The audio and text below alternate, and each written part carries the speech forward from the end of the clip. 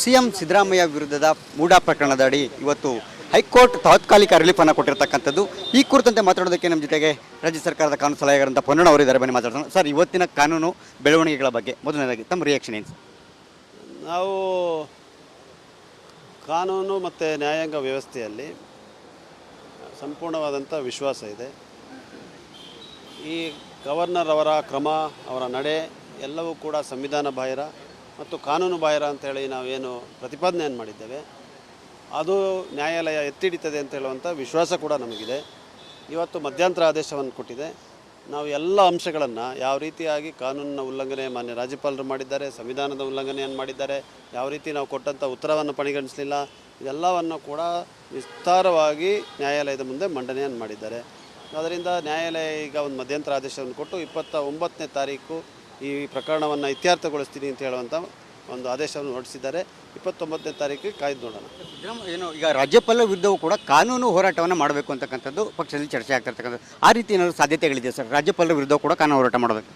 ಅಲ್ಲ, ರಾಜ್ಯಪಾಲರ ಯಾವತ್ತು ಸಂವಿಧಾನ ಎತ್ತಿಡಿಯಲ್ಲ, ಆಗ ಸಂವಿಧಾನದ ಅಡಿನಲ್ಲಿ ಅವ್ರನ್ನ ಮತ್ತೆ ವಾಪಸ್ ಪಡ್ಕೊಳ್ಳಿ ಅಂತ ಹೇಳುವಂಥ ಕೂಗನ್ನು ನಾವು ಎತ್ತಲೇಬೋದು. ಯಾಕಂದರೆ ಇದು ರಾಜ್ಯಪಾಲ is A nominated authority, chief minister is elected.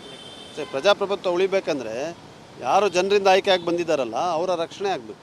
Nominate ಆದವರು ಬಂದು ಮುಖ್ಯಮಂತ್ರಿನ ಬುಡಮೇಲೆ ಮಾಡೋದು ಇದು ನಮ್ಮ ಸಂವಿಧಾನಕ್ಕೆ ಅಪಾಯಕಾರಿಯಾದಂಥ ಬೆಳವಣಿಗೆ. ಪ್ರಕ್ರಿಯೆಗಳು ಯಾವ ರೀತಿ ಇರುತ್ತೆ? ರಾಷ್ಟ್ರಪತಿ ಭೇಟಿಯಾಗೋದು ಯಾವ ರೀತಿಯಾಗಿ? ಅದು ರಾಜಕೀಯವಾದಂಥ ಹೋರಾಟಗಳು ನಡೀತಾ ಇರ್ತದೆ, ಆ ಹೋರಾಟ ಮಾಡ್ತೀವಿ.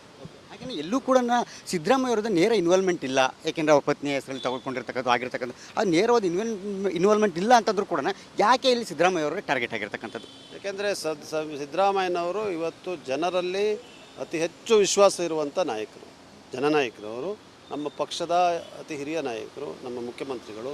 ಅವರಿಗೆ ತೊಂದರೆಗೊಳಗಾದರೆ, ಅವ್ರಿಗೆ ಮುಜುಗರ ಆದಂದರೆ ಎಲ್ಲೋ ಇವ್ರ ಒಳಗಡೆ ನುಗ್ಗಿ ಬರ್ಬೋದು, ಸರ್ಕಾರವನ್ನು ಉರುಳಿಸ್ಬೋದು ಅಂತ ಹೇಳುವಂಥ ಭ್ರಮೆನಲ್ಲಿ ಅವರು ಇದನ್ನು ಮಾಡ್ತಾಯಿದ್ದಾರೆ.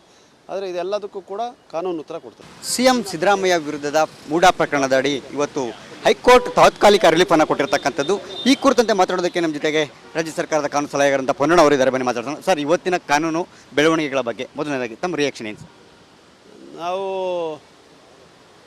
ಕಾನೂನು ಮತ್ತು ನ್ಯಾಯಾಂಗ ವ್ಯವಸ್ಥೆಯಲ್ಲಿ ಸಂಪೂರ್ಣವಾದಂಥ ವಿಶ್ವಾಸ ಇದೆ.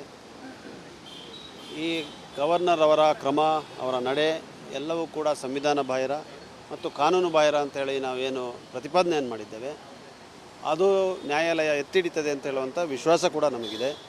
ಇವತ್ತು ಮಧ್ಯಂತರ ಆದೇಶವನ್ನು ಕೊಟ್ಟಿದೆ.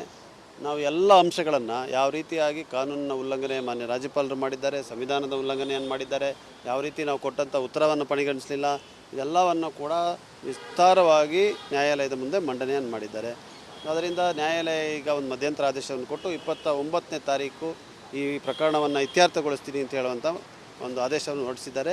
29ನೇ ತಾರೀಕಿಗೆ ಕಾಯ್ದು ನೋಡೋಣ.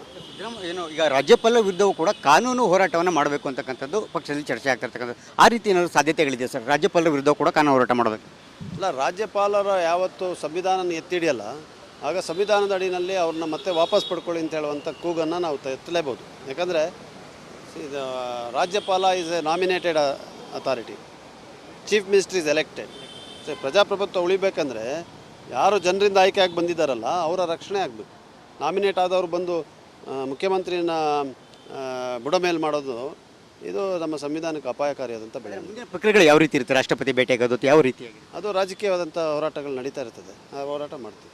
ಯಾಕೆಂದರೆ ಎಲ್ಲೂ ಕೂಡ ಸಿದ್ದರಾಮಯ್ಯ ಅವರದ್ದು ನೇರ ಇನ್ವಾಲ್ವ್ಮೆಂಟ್ ಇಲ್ಲ. ಯಾಕೆಂದರೆ ಅವ್ರ ಪತ್ನಿ ಹೆಸರಲ್ಲಿ ತಗೊಳ್ಕೊಂಡಿರ್ತಕ್ಕಂಥ ಆಗಿರ್ತಕ್ಕಂಥ ಅದು ನೇರವಾದ ಇನ್ವಾಲ್ವ್ಮೆಂಟ್ ಇಲ್ಲ ಅಂತಂದ್ರೂ ಕೂಡ ಯಾಕೆ ಇಲ್ಲಿ ಸಿದ್ದರಾಮಯ್ಯ ಅವರಿಗೆ ಟಾರ್ಗೆಟ್ ಆಗಿರ್ತಕ್ಕಂಥದ್ದು? ಯಾಕೆಂದರೆ ಸಿದ್ದರಾಮಯ್ಯನವರು ಇವತ್ತು ಜನರಲ್ಲಿ ಅತಿ ಹೆಚ್ಚು ವಿಶ್ವಾಸ ಇರುವಂಥ ನಾಯಕರು, ಜನನಾಯಕರು. ಅವರು ನಮ್ಮ ಪಕ್ಷದ ಅತಿ ಹಿರಿಯ ನಾಯಕರು, ನಮ್ಮ ಮುಖ್ಯಮಂತ್ರಿಗಳು.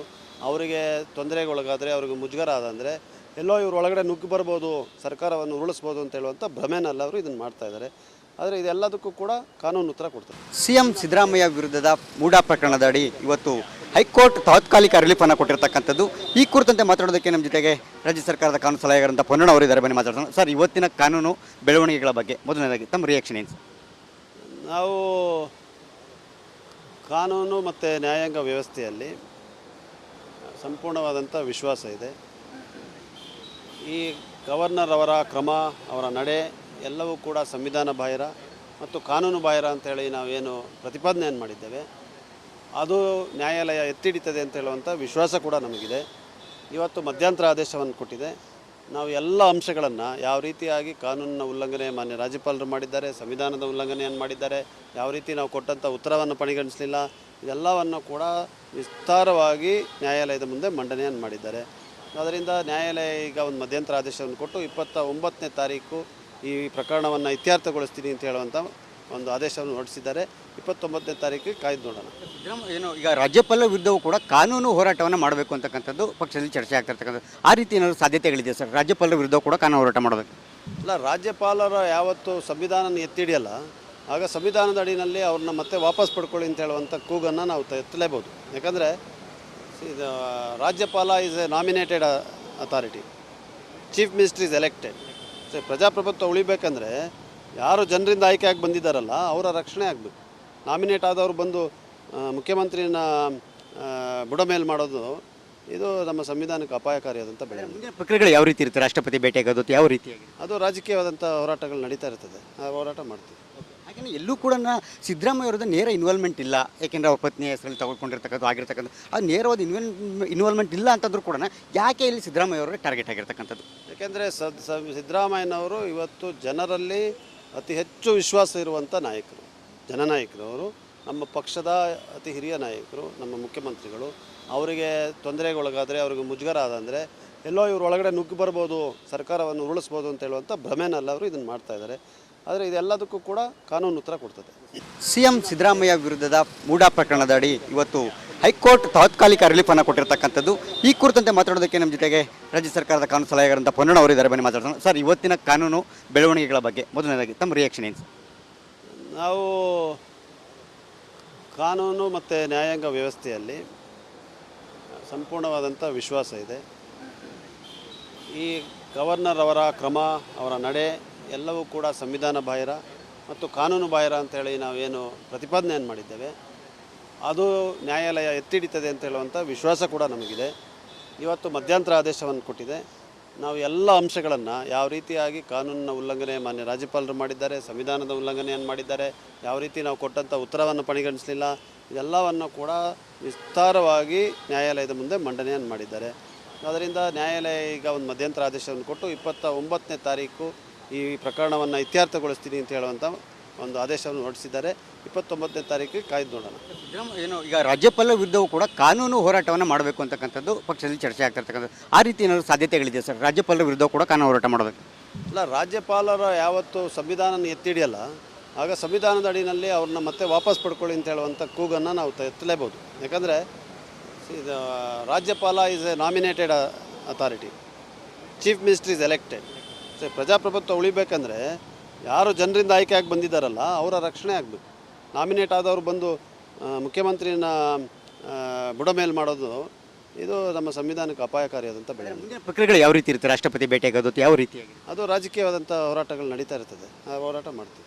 ಹಾಗೆಯೇ ಎಲ್ಲೂ ಕೂಡ ಸಿದ್ದರಾಮಯ್ಯ ಅವರದ್ದು ನೇರ ಇನ್ವಾಲ್ವ್ಮೆಂಟ್ ಇಲ್ಲ. ಏಕೆಂದರೆ ಅವ್ರ ಪತ್ನಿ ಹೆಸರಲ್ಲಿ ತಗೊಳ್ಕೊಂಡಿರ್ತಕ್ಕಂಥ ಆಗಿರ್ತಕ್ಕಂಥ ಅದು ನೇರವಾದ ಇನ್ವಾಲ್ವ್ಮೆಂಟ್ ಇಲ್ಲ ಅಂತಂದ್ರೂ ಕೂಡ ಯಾಕೆ ಇಲ್ಲಿ ಸಿದ್ದರಾಮಯ್ಯ ಅವರೇ ಟಾರ್ಗೆಟ್ ಆಗಿರ್ತಕ್ಕಂಥದ್ದು? ಯಾಕೆಂದರೆ ಸಿದ್ದರಾಮಯ್ಯನವರು ಇವತ್ತು ಜನರಲ್ಲಿ ಅತಿ ಹೆಚ್ಚು ವಿಶ್ವಾಸ ಇರುವಂಥ ನಾಯಕರು, ಜನನಾಯಕರು. ಅವರು ನಮ್ಮ ಪಕ್ಷದ ಅತಿ ಹಿರಿಯ ನಾಯಕರು, ನಮ್ಮ ಮುಖ್ಯಮಂತ್ರಿಗಳು. ಅವರಿಗೆ ತೊಂದರೆಗೊಳಗಾದರೆ, ಅವ್ರಿಗೆ ಮುಜುಗರ ಆದಂದರೆ ಎಲ್ಲೋ ಇವ್ರ ಒಳಗಡೆ ನುಗ್ಗಿ ಬರ್ಬೋದು, ಸರ್ಕಾರವನ್ನು ಉರುಳಿಸ್ಬೋದು ಅಂತ ಹೇಳುವಂಥ ಭ್ರಮೆನಲ್ಲ ಅವರು ಇದನ್ನು ಮಾಡ್ತಾ ಇದ್ದಾರೆ. ಆದರೆ ಇದೆಲ್ಲದಕ್ಕೂ ಕೂಡ ಕಾನೂನು ಉತ್ತರ ಕೊಡ್ತದೆ.